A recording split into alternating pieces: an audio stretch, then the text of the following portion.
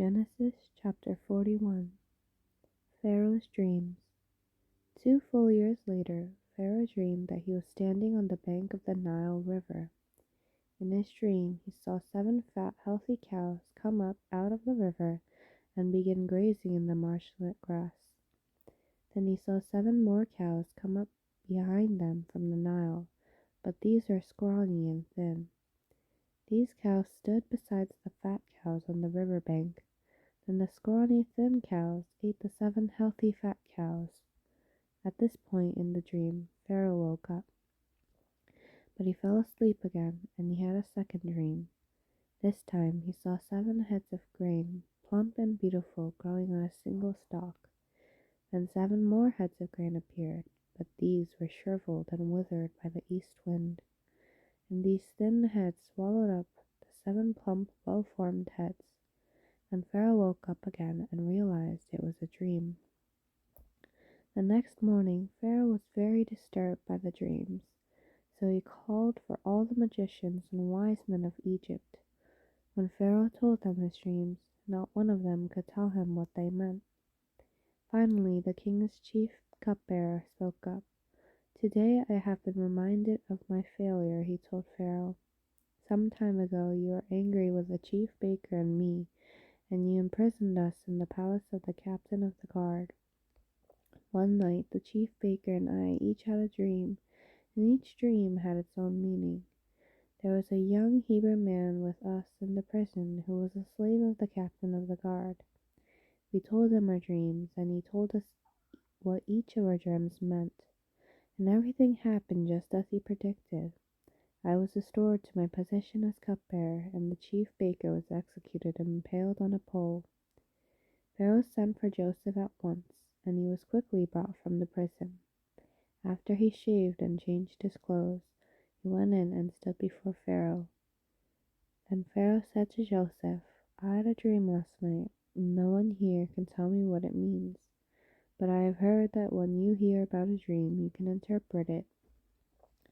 "It is beyond my power to do this," Joseph replied, "but God can tell you what it means and set you at ease."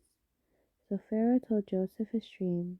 "In my dream," he said, "I was standing on the bank of the Nile River, and I saw 7 fat, healthy cows come up out of the river and begin grazing in the marsh grass. But then I saw 7 sick-looking cows, scrawny and thin, come up after them.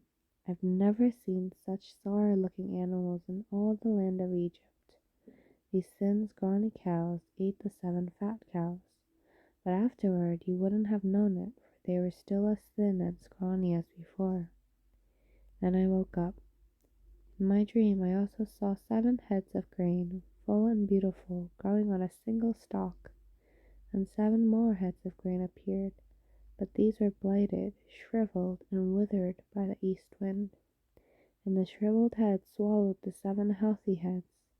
I told these dreams to the magicians, but no one could tell me what they mean. Joseph responded, "Both of Pharaoh's dreams mean the same thing. God is telling Pharaoh in advance what he is about to do. The 7 healthy cows and the 7 healthy heads of grain both represent 7 years of prosperity.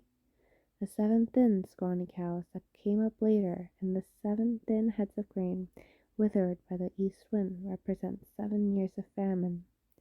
This will happen just as I have described it, for God has revealed to Pharaoh in advance what he is about to do. The next 7 years will be a period of great prosperity throughout the land of Egypt.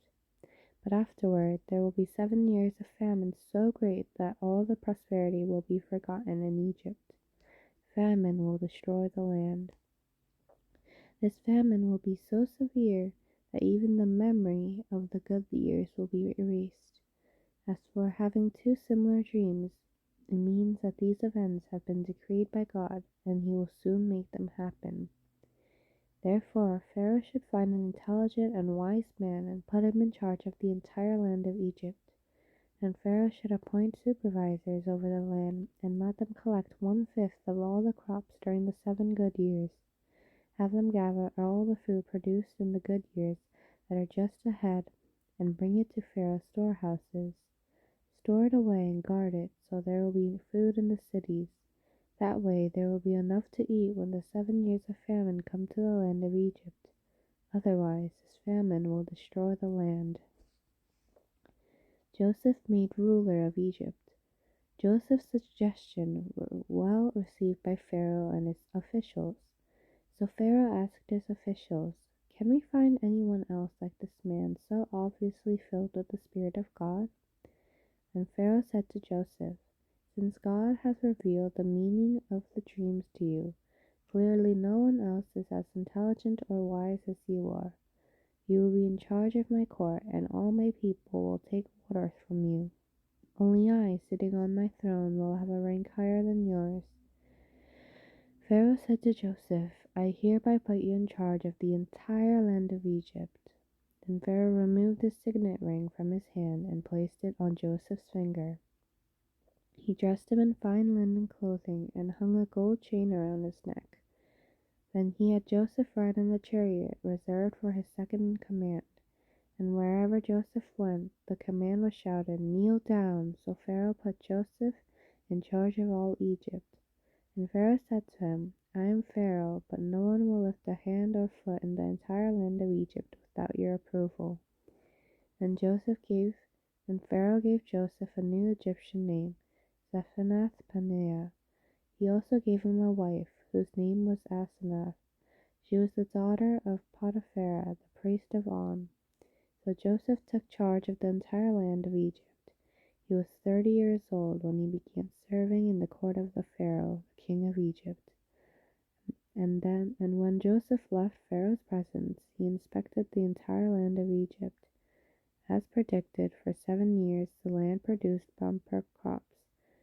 During those years, Joseph gathered all the crops grown in Egypt and stored the grain from the surrounding fields in the cities. He piled up huge amounts of grain like sand on the seashore. Finally, he stopped keeping records because there were too much to measure.